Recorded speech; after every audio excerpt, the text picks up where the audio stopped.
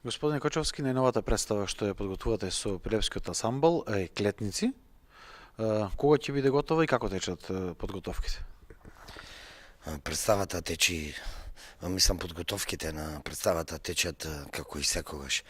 Малку напорно заради тоа што представата захтева огромен напор од актерите, од театарот и целиот колективен ансамбл.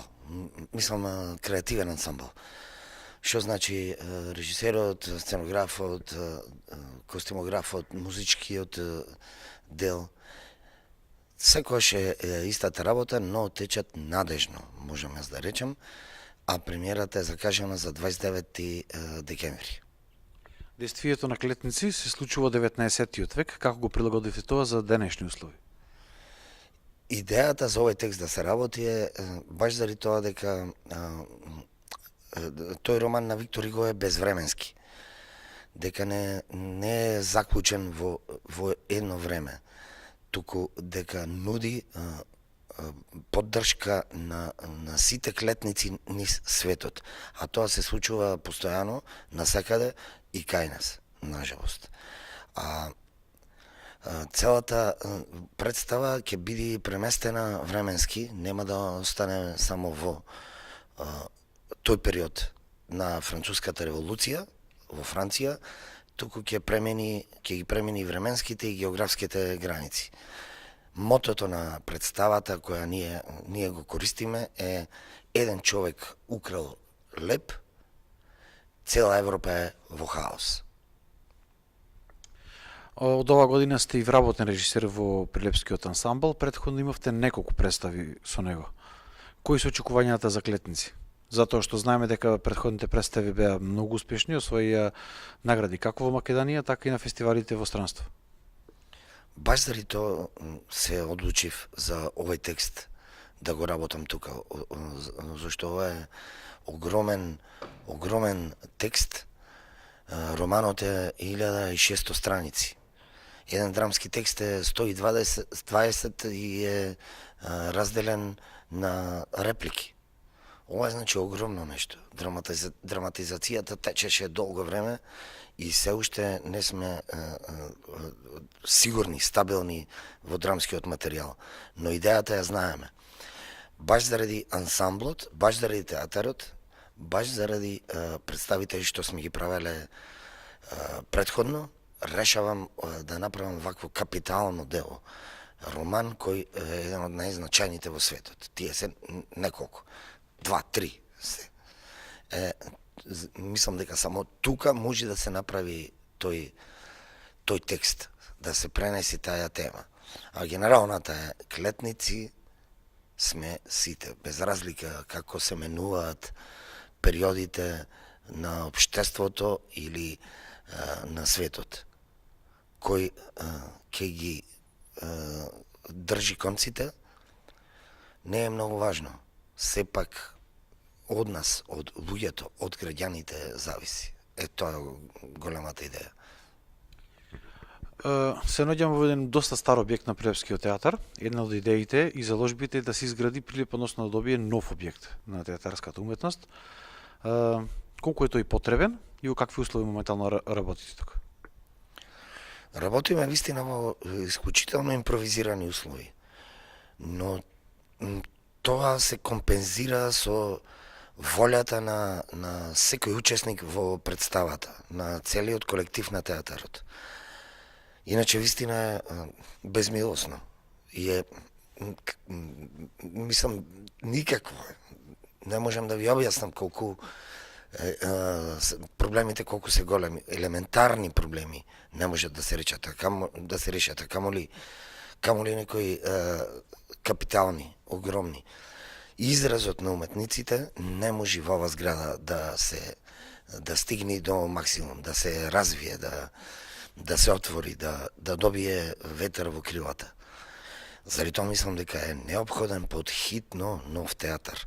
Нов театар со современи механизација најмногу мене ќе ми треба како режисер, на актерите ќе им требаат елементарни услови за да работат, како гримиорни се просториите кај што се преоблекуваат, кај што треба да се истушират после или пред представа. Сцената кај што ќе биде безбедна. Овде сме на границата дека се може да се случи, некој да загине во секој момент, заради тоа што се е старо. Каде ја гледате театарската уметност во Македонија во овој момент? Јас мислам дека во катастрофална ситуација е театарот во Македонија. Зошто? Заради првенствено заради ниските критериуми, мислам дека во последните 10 години забраната од ајде може да 7 години забраната за да се види уметноста од регионот, а камоли од Европа ја немаше. Во последните години се појавија некакви режисери кои пробаја да воведат европската идеја, современата идеја театарска уметничка во Македонија, но се тоа беше скоро неуспешно. Не е секаде, значи секоја чест на исклучоците. Заради затвореноста, политичката затвореност на државата, то се рефлектира и на уметноста.